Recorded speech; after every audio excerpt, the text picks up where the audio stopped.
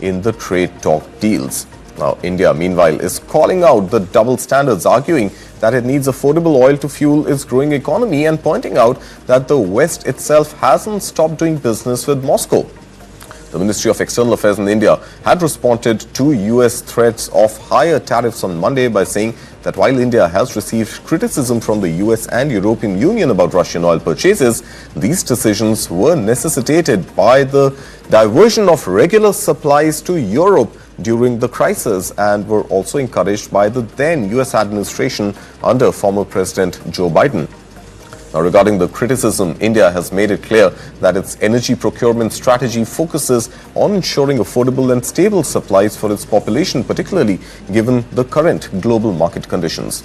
India has also pointed out that the nations criticizing these purchases are in fact themselves indulging and engaging in Russian trade. The response emphasized that targeting India in this context lacks justification as well as logic. Now, pressed on whether US itself is still importing Russian oil, Russian uranium, Trump dismissed the question, saying, and I quote, "I know nothing about that," and instead blamed the entire conflict on Biden's war. Let's listen in to what Donald Trump said. President, India says that the U.S. imports Russian uranium, chemicals, fertilizers, while criticizing their energy imports. Your response to that, sir? I don't know anything about it. I'd have to check, but we'll get back to you on that. And that's a smug remark coming in from US President Donald Trump, saying that he knows nothing about US importing materials, including uranium, from Russia. Meanwhile, Trump also went on to say that he will stop what he called Biden's war, referring to the Russia-Ukraine conflict, calling it the sixth war he will end, once again referring to his role in the India-Pakistan ceasefire in May this year, despite India's stand otherwise. Listen in. This is Biden's war. This is not my war. I'm here to get us out of it. It's a mess, and I'm here to get us out. I haven't heard that when you say about 60-year-old men and, et cetera. But this is Biden's war, and we're working very hard to get us out. I stopped 5 wars in the last 5 months, actually, and I'd like this to be the 6th, frankly, and that doesn't even include Iran, with, obliterating their nuclear haul, because they would have had nuclear weapons within 2 months. But stopped a lot of wars. You just take a look at the ones just over the last 2 or 3 months. It's been amazing. This is the one I'm trying to stop. This is the one we're working hardest on. The other ones I stopped within a matter of days, almost every one of them, including India and Pakistan. And I could go over the whole list, but you know the list as well as I do. But this is the one we'd like to see. I haven't not heard that, but this is Biden's war. And it's a war that he got us into, or indirectly got us into. It should have never happened. It would have never happened had I been president. Meanwhile, there's also bad news for the pharmaceutical industry, and not just India's pharma industry, but the world's. Trump has said that tariffs on pharma imports into the US could be as high as 250%. He said he will initially impose a small tariff on pharmaceuticals, but then in 1 year to a year and a half maximum, he will raise that rate to 150% and then 250%. Now, remember, earlier in the year, just days after the April 2nd Liberation Day tariffs were announced, Trump had said that tariffs on the pharma sector could be higher than anyone has ever seen.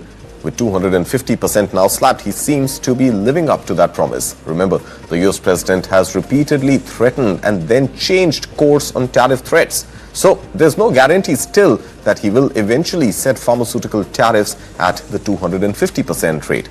Now, in early July this year, Trump had threatened 200% tariff on pharmaceuticals. Well, we have a special guest joining us this morning to put everything that we are hearing from President Donald Trump into perspective and what this means for India and the Indian economy. Teresa John, Deputy Head of Research and the lead economist at Nirmal Bang, joins me this morning. Teresa, good morning. Pleasure having you here with us. Straight off the bat, what are you making of this latest tariff tirade that US President Donald Trump is targeting towards India?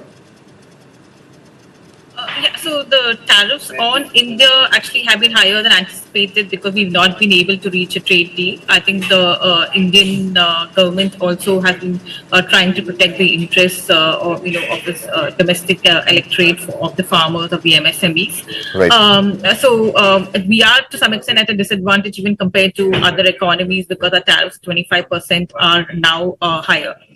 It may not be a situation that sustains for an extremely long period of time. I think we will come to a solution, but in the near term, obviously, this is a disadvantage for India, and we could see the impact of that even on domestic growth. Our exporters will be impacted.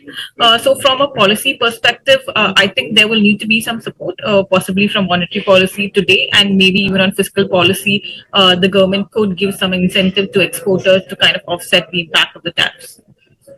Come to your views on the monetary policy in just a bit, but just staying specifically right now with what we are hearing from the US, Teresa.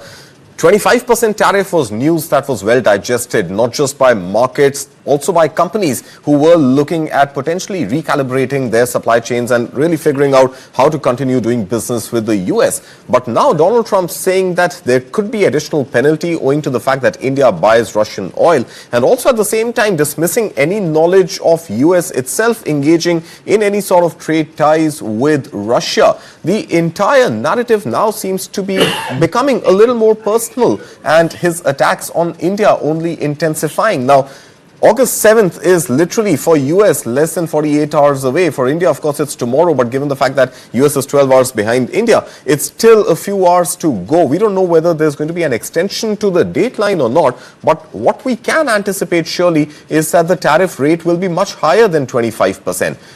What could be that tariff limit? Is there any sense, any numbers that you are plotting to just try and make sense of what are the scenarios that India could be confronted with?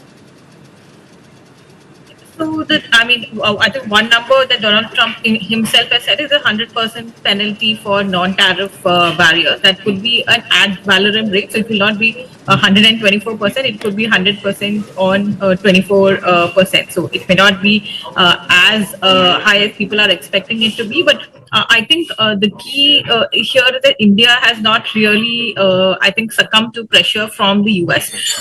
So the tariffs are a negotiating tactic as well as far as Trump is concerned. So he's obviously, upping the ante here.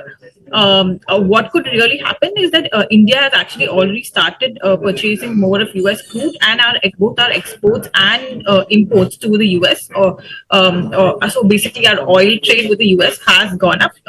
Before 2022, our imports from Russia were less than 1%. Today, we are at somewhere between 25 to 30%, give or take, depending on a monthly basis. We will be forced to diversify away. Do we completely stop trading with Russia? We may not have to. We may not go down that route, but clearly we will have to diversify away to other sources, other countries, and one of them could be the US. And I think the primary strategy of these tariffs that potentially they could be in place for some time as well is to actually get India to engage more with the US, both in terms of oil trade as well as probably even defense procurement.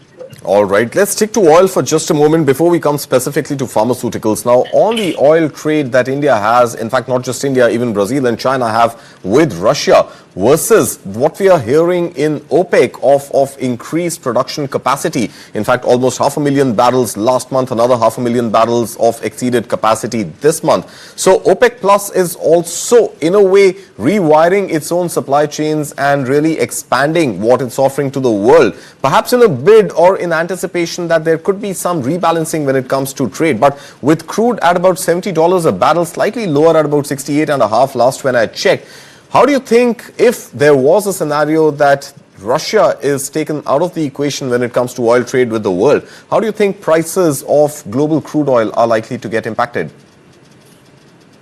I'm personally not of the opinion that oil prices are going to go up substantially, even if some of the trade is diversified away from Russia. Because it's not just OPEC Plus. Obviously, they are increasing production. They have stated that they'll be increasing production. Then there are members within OPEC and OPEC Plus, who also kind of, to some extent, flout their production targets as well. So to that extent, it's not just from there, but even US production is going up. And we've seen that under the previous Trump administration as well. And global demand is not that high. So I think the reason that prices have held up so far is because supply has been kept in check, even when demand has been muted.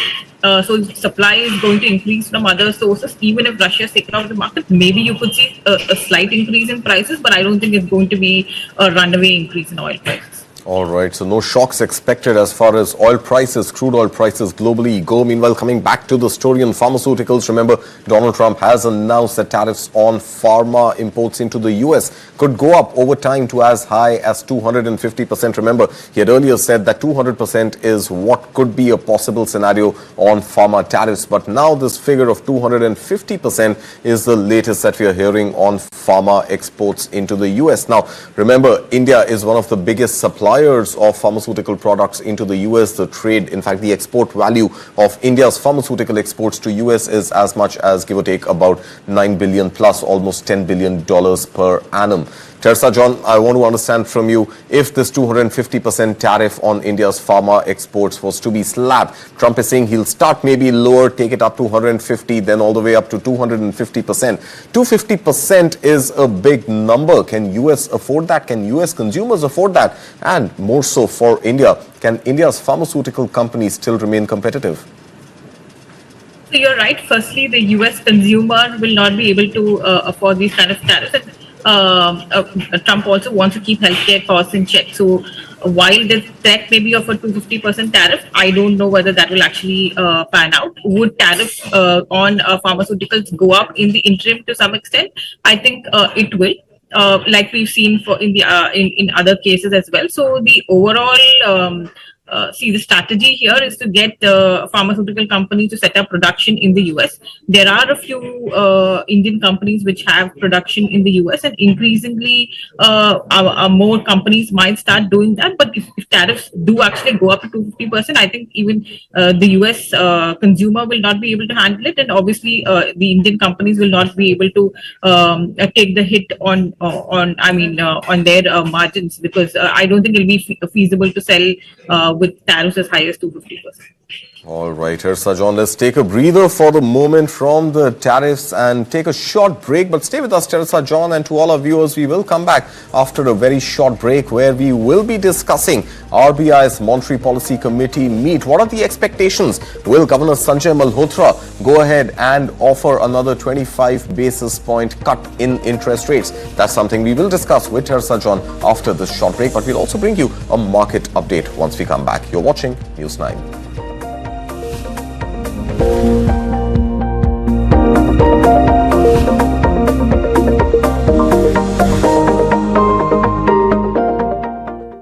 Associate sponsor anchor toothpaste, नए जमाने की नई सुरक्षा।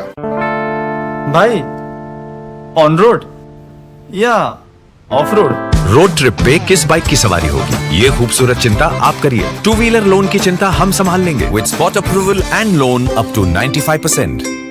Hi, this is Gautam Adani. Hi, this is Karishma Tanna. Hi, I'm Nushat Bharucha. Catch this conversation on News9. Catch this conversation on News9. Catch me and this conversation on News9. Hi, this is Shahid Kapoor and catch this conversation on News9.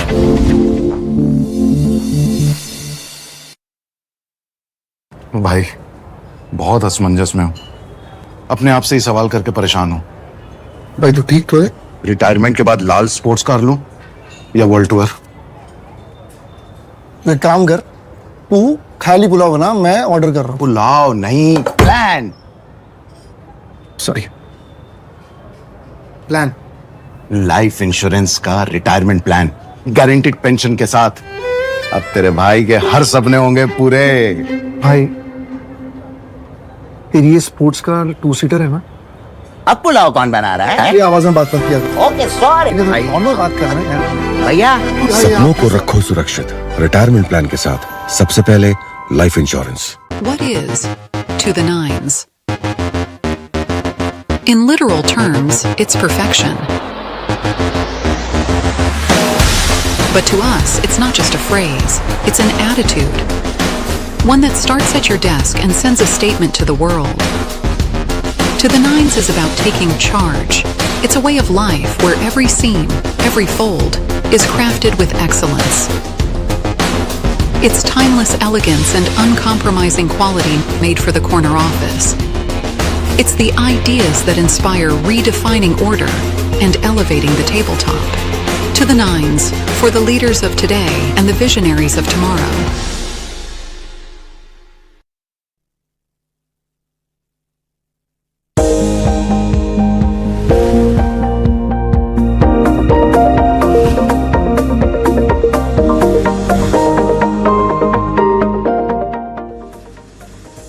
Welcome back. You're watching News 9. Let's bring you all the action from the Lord Street this morning. Surprisingly, Sensex and Nifty not reacting as negatively as expected to the news coming in of much higher tariffs likely to be imposed on India by US President Donald Trump. Also at the same time, the 250% pharmaceutical sector tariffs are hitting the pharma sector hard. Let's pull up the charts and take a look at where markets are faring. When markets opened at 9:15 a.m., they were absolutely flat, partly in the green, but the pain seems to be coming this morning primarily from the pharma sector, and as expected, the 250% tariff on India's pharma sector is really hurting investors hard this morning. Well, that's the news of the likelihood of a 250% eventual tariff to hit the pharma sector. There is obviously no official confirmation of that just as yet. Remember, this was stated by US President Donald Trump in an interview to CNBC International yesterday.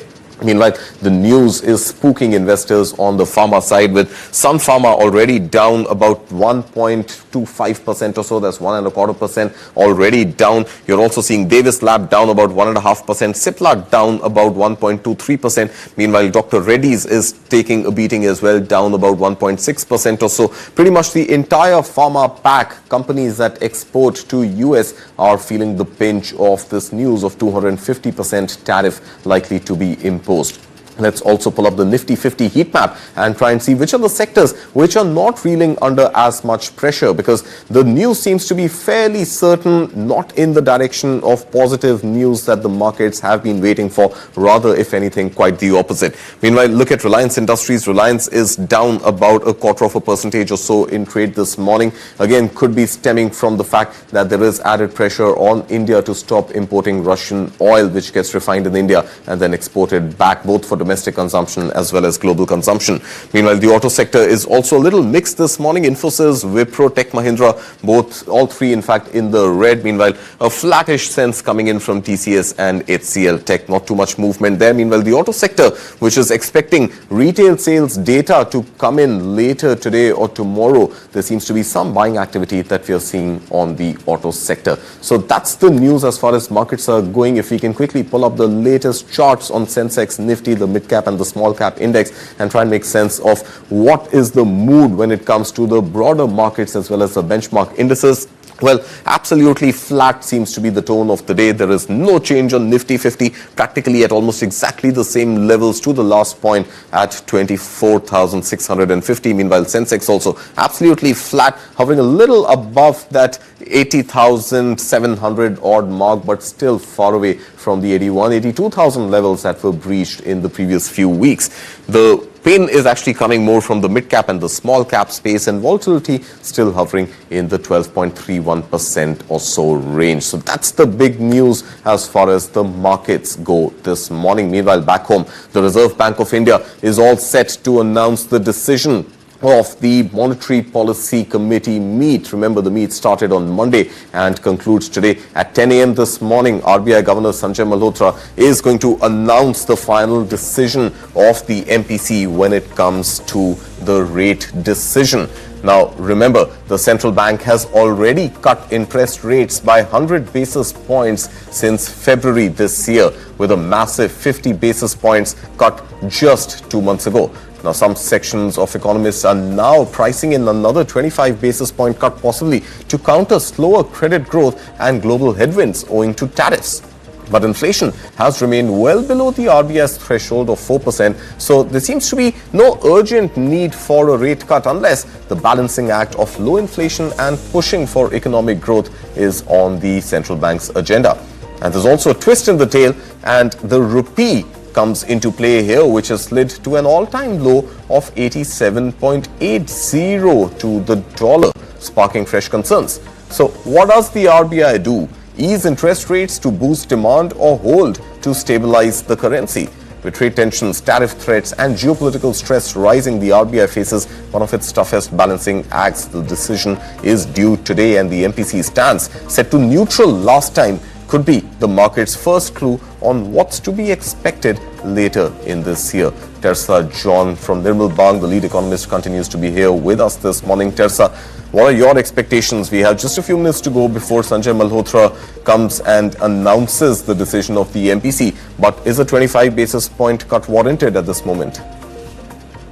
So we are in fact factoring in a 25 basis point rate cut, 2 to 3 points. One, inflation is running below the RBI's targets. The RBI has an estimate of 3.7% for FY26. We think it could be well below that. In fact, if you're looking at real interest rates, that is your rate adjusted for your inflation, that continues to rise even as the RBI has actually cut rates by 100 basis points.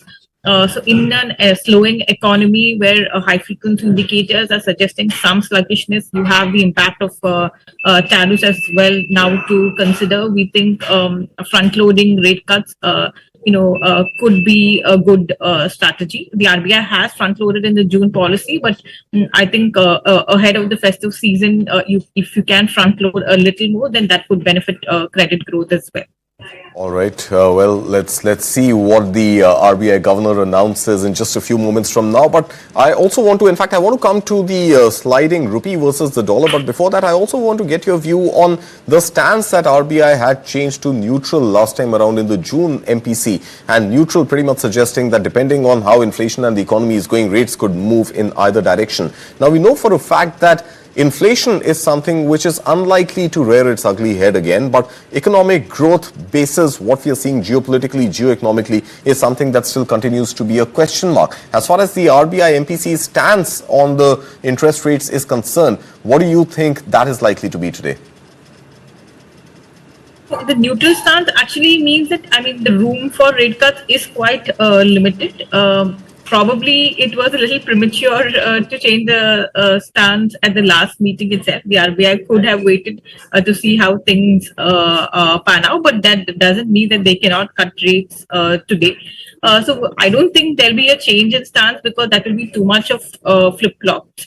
But that doesn't mean a neutral stance doesn't mean that they cannot cut rates. Rates can move in either direction. It's very rare that RBI has cut rates after the change in stance to neutral immediately. But in the Feb policy, if you recall, it was a neutral stance and we still saw a rate cut there. So a rate cut is not impossible even with a neutral stance.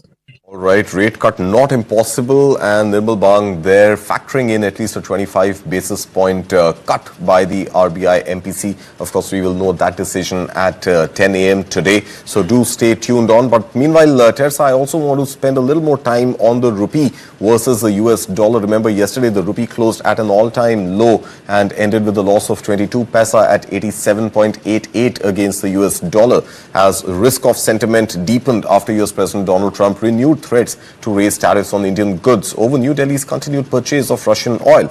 Now, forex traders said that the rupee is likely to slide further as India-US trade deal uncertainty continues to dent domestic market sentiments. Moreover, weak equity markets dented investor sentiments further, and the domestic unit pared some of its losses, supported by the intervention of the RBI. Meanwhile, the Brent crude prices have also fallen almost 0.97%, that's almost a percent, to $68 per barrel in the futures trade after OPEC Plus, remember, agreed to hike another large amount of increase in September. So overall, Tersa, if you were to come back to what the RBI could do in the context of the sliding rupee, now, of course, there are multiple scenarios that RBI has to play with. Number one is inflation, which seems to be more or less on track. There isn't really a concern or red flag as far as inflation is concerned. Then, of course, we don't know global headwinds, how they are likely to impact India's economy, making a case for RBI to go ahead and give that rate cut, especially like you mentioned, ahead of the festive season to boost domestic demand.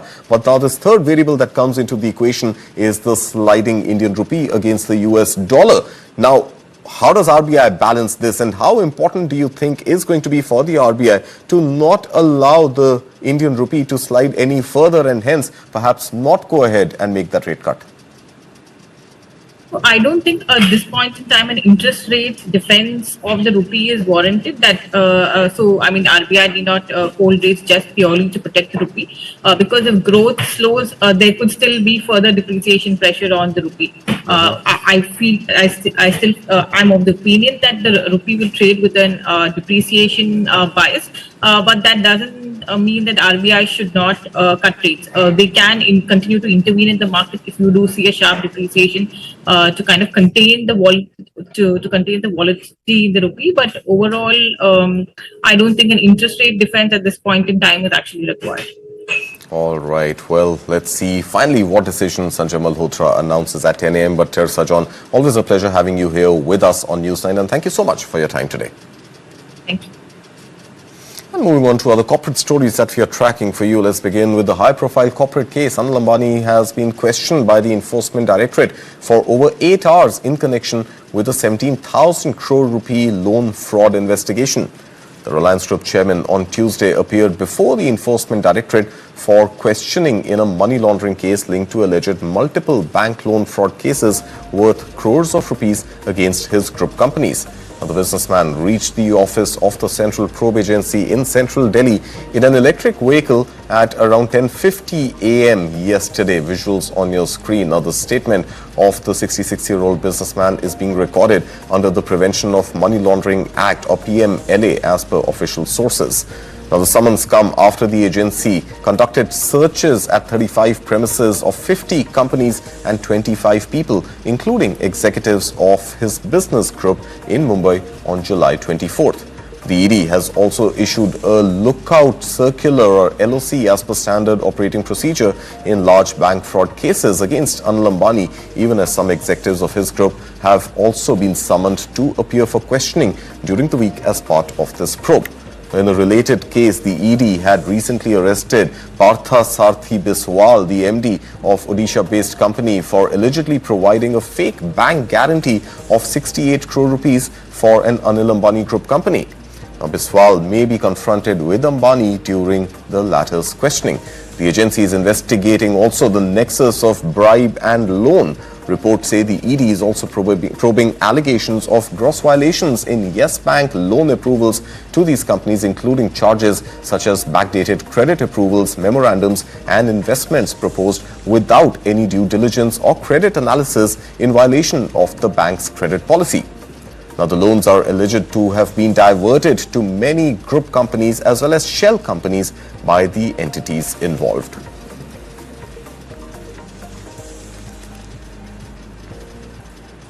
And in other corporate news that we are tracking for you, Adani Ports and Special Economic Zone Limited, part of the Adani Group, on Tuesday said billionaire Gautam Adani has been redesignated from executive chairman to non-executive chairman with immediate effect, coming into play yesterday, August 5th. In a regulatory filing, the company said that based on the recommendation of Nomination and Remuneration Committee, the board has approved redesignation of Gautam Adani from executive chairman to non-executive chairman with effect from August 5th, and consequently, he would cease to be a key managerial personnel of the company. The company appointed Manish Kejriwal as additional director, non-executive and independent for the company for an initial term of 3 years from August 5th, subject to the approval of shareholders within 3 months. Let's pull up the statement that we heard from APSEZ, that's Adani Ports Special Economic Zone, which said that this change ensures compliance with the applicable provisions of the Companies Act, which restrict key managerial personnel from holding executive positions in more than one company simultaneously. It goes on to say that given APSEZ already has 2 executive directors, a managing director and a whole-time director and CEO, this redesignation will also enable Mr. Adani to devote greater attention to the strategic direction and growth of other entities within the Adani Group. The statement also says that Mr. Gautam Adani continues to serve as the chairman of APSEZ. Remember, APSEZ is part of the globally diversified Adani Group with a national footprint of 15 ports and a presence in 4 ports outside of India as well.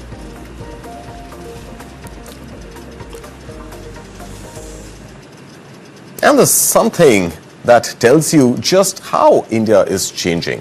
Well, travel loans have now overtaken borrowing for necessities like home renovations as well as medical expenses. Yes, there's new data that shows that more Indians are taking out loans to fund vacations than to fix their homes or pay for healthcare. As per a Paisa Bazaar report, in the first half of this calendar year, 2025, as much as 27% of those surveyed, which is a big number of 5,700 individuals, have taken a travel loan. Now, this number of 27% is up from 21% last year.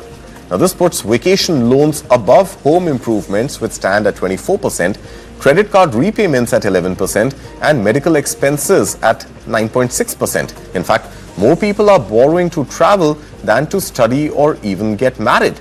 Analysts call this the rise of the aspirational Indian consumer willing to pay EMIs for experiences and not just necessities. Now, is this a sign of prosperity or throwing caution to the wind? We leave it as food for thought for your next vacation.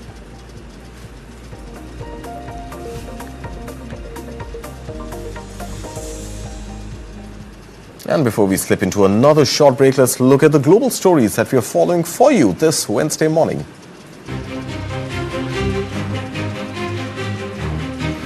US President Donald Trump signals new tariffs on imported pharmaceuticals and semiconductors could be announced within days as a wave of trade measures reshape global supply chains.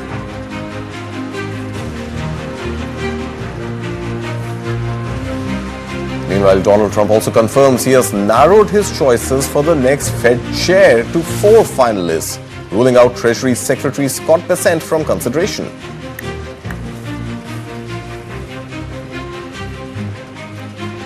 America's trade deficit narrows to $60.2 billion in June as imports fall faster than exports, a sign businesses are adjusting to Trump's sweeping tariff policy.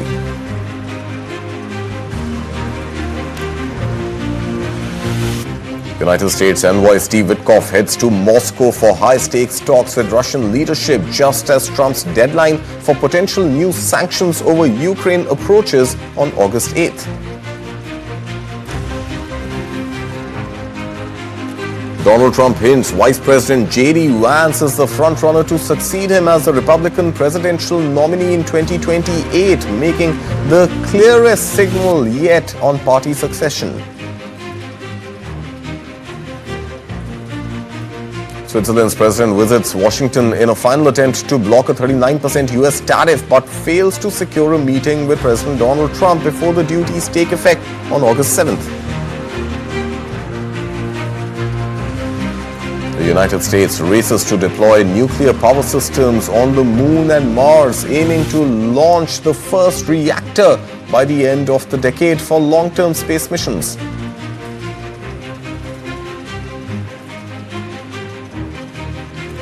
OpenAI launches 2 new AI models that users can freely download and modify, a direct challenge to US and Chinese rivals in the open source AI race.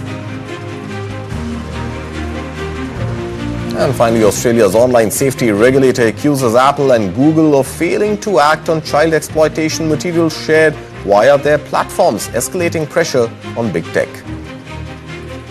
All these stories on the other side of the break. You're watching Morning Brief at 9.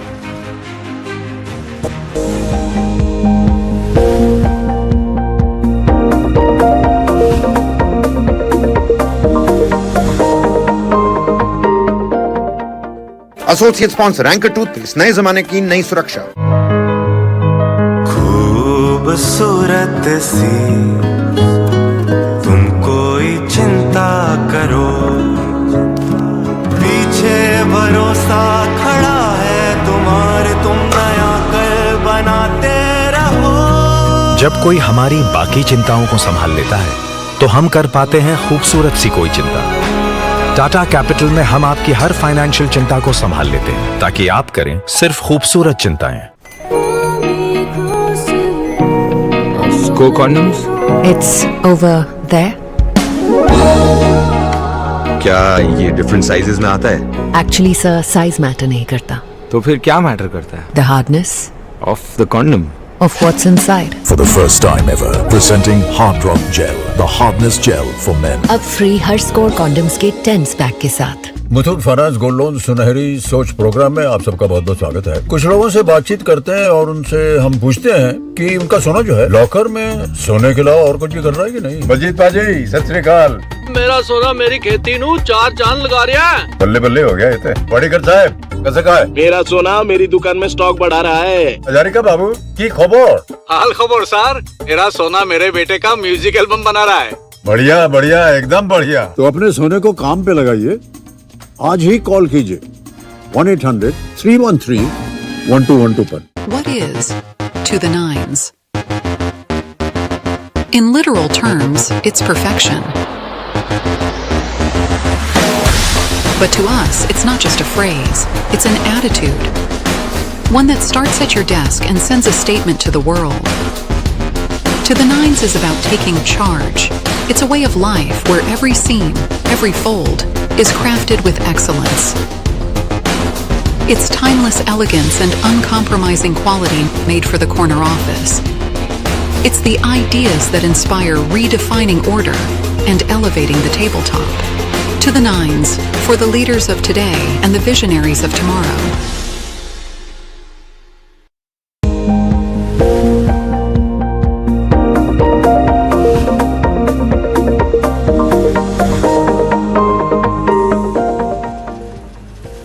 Welcome back. You're watching News 9. This is Morning Brief at 9. US President Donald Trump said on Tuesday that he will decide whether to sanction countries buying Russian oil after a key meeting in Moscow on Wednesday. US envoy Steve Witkoff is expected to meet Russian officials as pressure mounts on the Kremlin to show progress towards peace in Ukraine. Trump, who has grown increasingly critical of President Putin in recent weeks, has set August 8th as the deadline before tougher sanctions are triggered in. Listen in.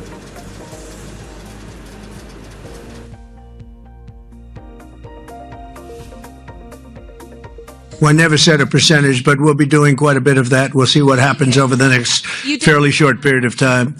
But we'll see what happens. You know, they have a meeting tomorrow. We have a meeting with Russia tomorrow. We're going to see what happens. We'll make that determination at that.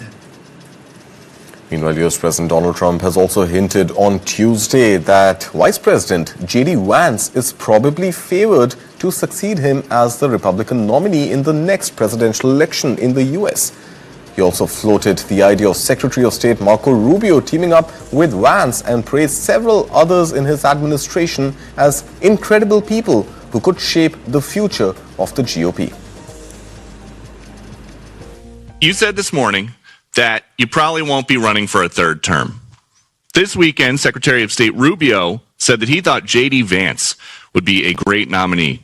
You could clear the entire Republican field right now. Do you agree that the heir apparent to MAGA is J.D. Vance?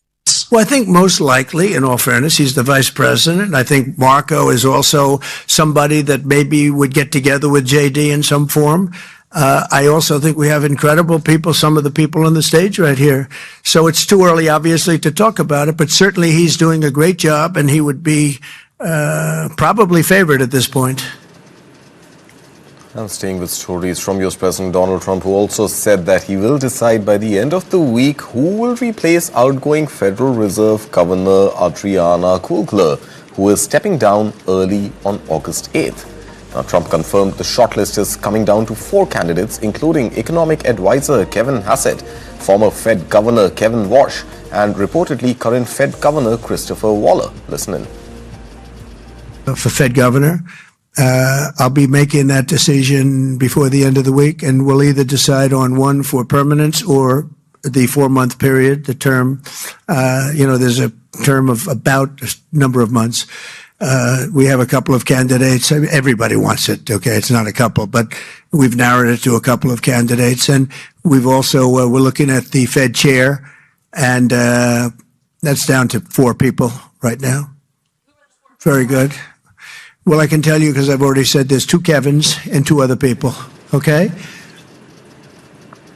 Meanwhile, Brazilian President Lula da Silva said on Tuesday that his government will use every available tool, including action at the World Trade Organization, to protect the country's trade interests as the U.S. moves to impose new tariffs on Brazilian goods. The comments mark a sharp escalation in trade tensions with Washington. Listen in. We will pursue all available measures, starting with the WTO, to defend our interests. In fact, the government had already been working to strengthen our foreign trade and create new opportunities for domestic companies since before the change in administration in the US. I'm not going to call Trump about trade because he doesn't want to talk. But you can be sure I'm going to call Trump to invite him to come to the COP because I want to know what he thinks about the climate issue. I'll be kind enough to call. And from trade tensions and tariff threats to the reaction on Wall Street of those very tariffs, well, US stocks closed in the red on Tuesday as concerns over trade tariffs took center stage. Companies like Yum Brands and others flagged the impact of rising duties in their earnings results and guidance, adding pressure to already cautious investor sentiment. Take a look at this detailed report from the Wall Street. Wall Street's main indexes ended lower on Tuesday, with the Dow falling marginally, the S&P 500 shedding 0.5%, and the Nasdaq losing almost 2/3%. President Donald Trump said tariffs on pharmaceutical imports could eventually go as high as 250%, and signaled duties on semiconductors and chips could be announced in the next week or so. Meanwhile, second quarter earnings results from a slew of companies reflected the weight of tariffs already settled, said Brian Mulberry, client portfolio manager at Zacks Investment Management. We're starting to see stress form in some of those less healthy balance sheets.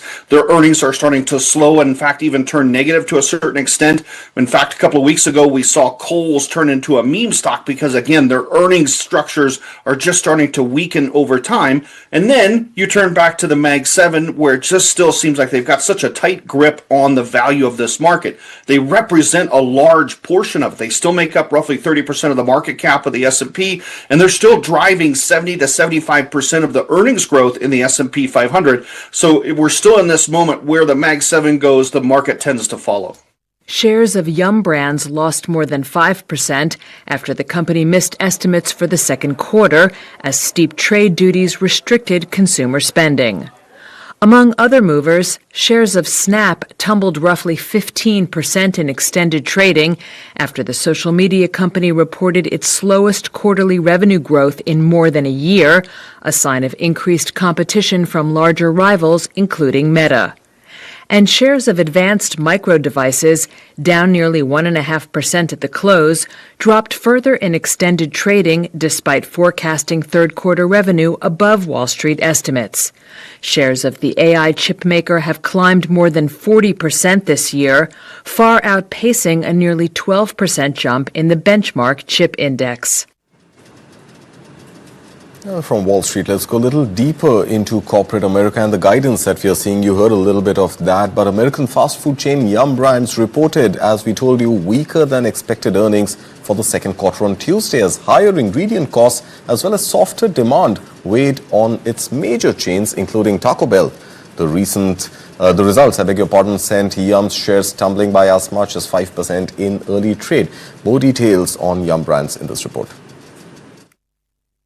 Shares of Yum Brands fell as much as 5% Tuesday morning after the fast food giant missed analyst expectations for earnings and revenue in the second quarter. Its businesses, including KFC, Pizza Hut, and Taco Bell, were hit by higher ingredient costs and saw weaker customer demand. Concerns over the impact of steep tariffs and economic growth have dented U.S. consumer spending on eating out, prompting Yum and competitors like McDonald's to launch budget-friendly meal deals to boost foot traffic.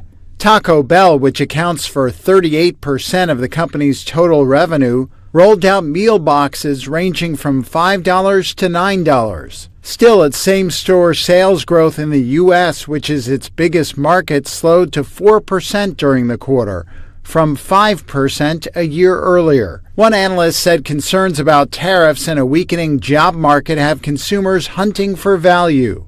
The Trump administration's unpredictable trade policies have also made it harder for businesses to plan operations, disrupted supply chains, and increased costs. Yum's incoming CEO said on a post-earnings call that the company expects inflation pressures across several key products sourced from Mexico and Canada for the rest of the year.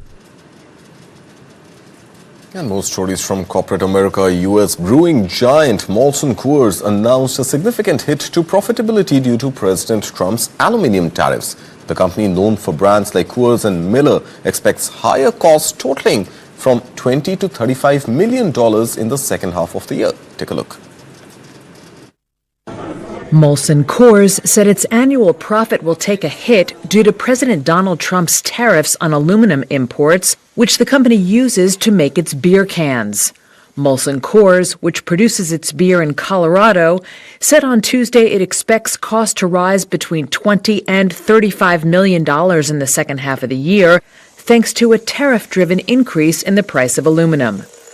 Tariffs on aluminum shipped into the U.S. have doubled to 50% since June, from the previous 25% duty imposed in March. The steep tariff spike led Molson Coors to lower its annual profit forecast, projecting that annual adjusted earnings per share will likely fall 7 to 10% compared to its prior forecast of a slight rise. Trump's fluctuating tariff policies have pressured consumer spending, causing customers to pare back on discretionary items such as alcohol. As a result, Molson Coors, which also produces Blue Moon, expects net sales for the year to drop 3 to 4%. The beer maker did, however, beat Wall Street estimates for second quarter results. Shares were up about 1% in midday trading. And from beer, let's stay in high spirits and move to Diageo. The world's largest spirits company posted a smaller than expected decline in annual profit this year. The company also announced appointment of a permanent CEO by the month of October, helping to claim shareholder concerns and calm them down during a turbulent time for the drinks industry. Here's a detailed report. Diageo reassured investors on Tuesday by reporting a smaller than expected fall in annual profit.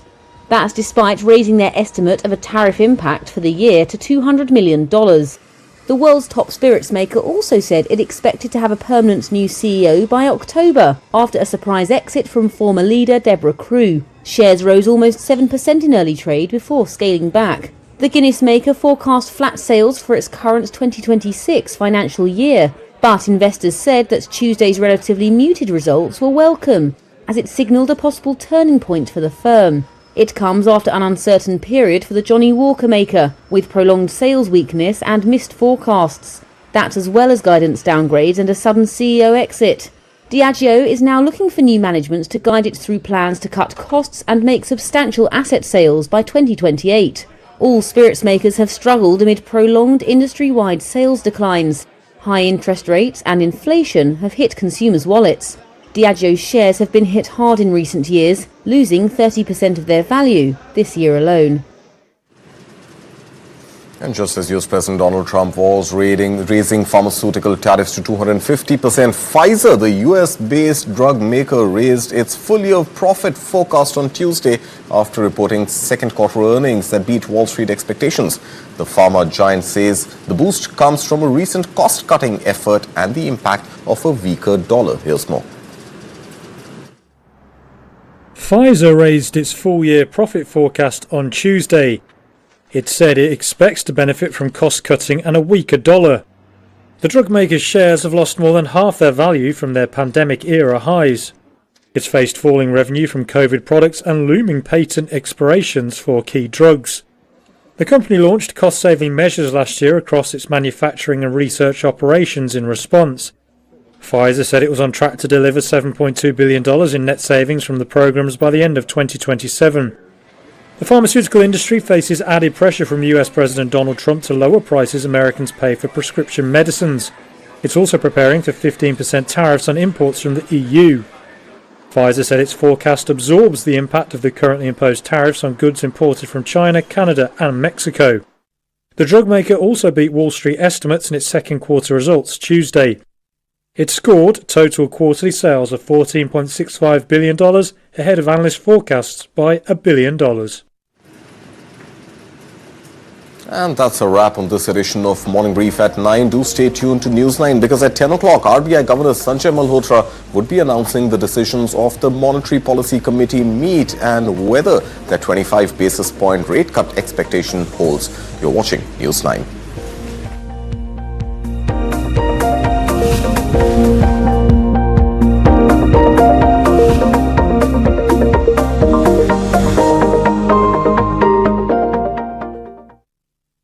Light, camera, and action. Kick back, relax, grab your favorite snack because News9 is here with your weekend dose of entertainment. It's time to take a deeper dive into the buzzworthy happenings of the entertainment world. From celebrity gossips to exclusive conversations, from nostalgic moments to News9's pick of the week, don't worry, we've got you covered here. And I hope you've grabbed your popcorn by now because News9's page 3 is here to serve you everything that we call entertainment. So do stay tuned every Saturday and Sunday, 2:30 p.m.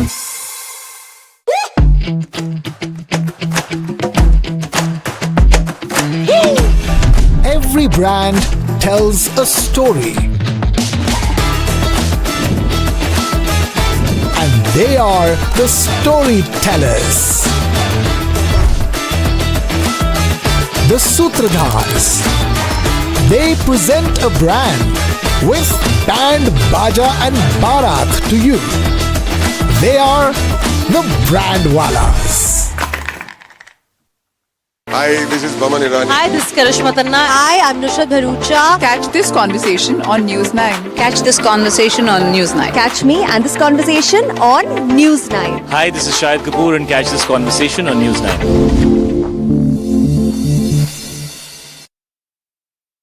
What is to the nines?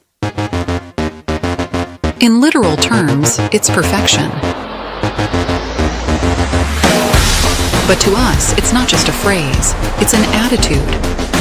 One that starts at your desk and sends a statement to the world. To the nines is about taking charge. It's a way of life where every scene, every fold, is crafted with excellence.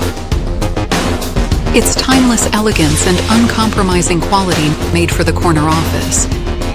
It's the ideas that inspire redefining order and elevating the tabletop. To the nines, for the leaders of today and the visionaries of tomorrow.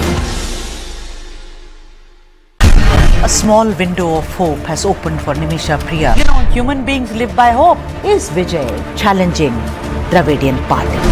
Payments have been made, but no books inside. If there is corruption at the BU office, maybe I want to learn Hindi, that I do not know how to speak Kannada. Go to the second part. We don't want to have Hindi compulsion. 2 kids were asked to clean the toilet because of their caste. All these kids were forced to do it. I will clearly protest against this. 3 passes, Mr. Gowda. People rush. I'm asking you, what makes Palaniswamy so confident? We're sitting on moral boulders. Tamil Nadu seems to have become extremely unsafe.